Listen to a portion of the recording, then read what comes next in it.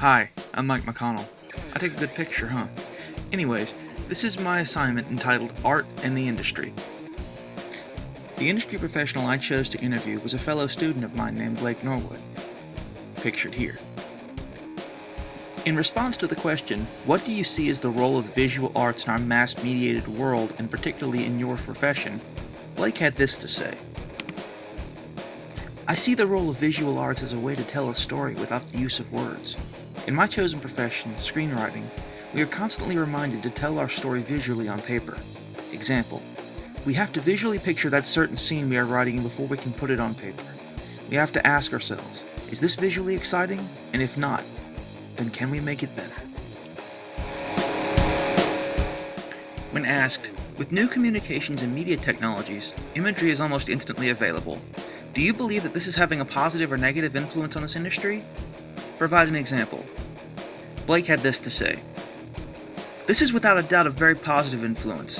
When I'm writing a movie about a werewolf, for example, I want to know every detail about regular wolves, like the color of their fur or eyes or whatnot.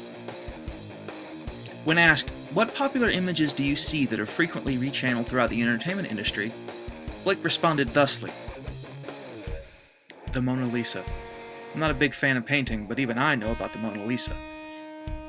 I then asked Blake, are there any particular images that this industry has popularized and or created? He said, I know one image that's been created by the good folks of the internet, and that's the Slender Man. I believe this image was created back in 2007 maybe, but since then it has blown up huge. The image itself is very simple, but very eerie when one sees it. This image is so popular now, we have several YouTube series and even an indie game based on it. It really is incredible.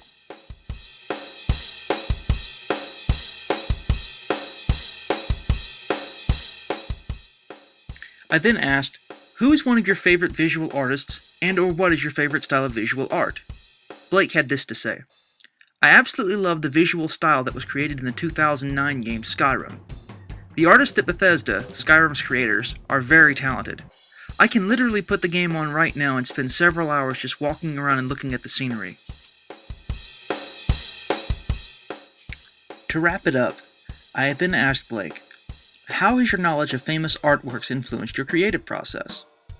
He had this to say. Well, I'm not really a fan of past art. I respect it, but I'm just not a fan. If anything, the famous artwork of the past have told me that everyone has a unique style, and that I should follow my own way instead of jumping on someone else's bandwagon.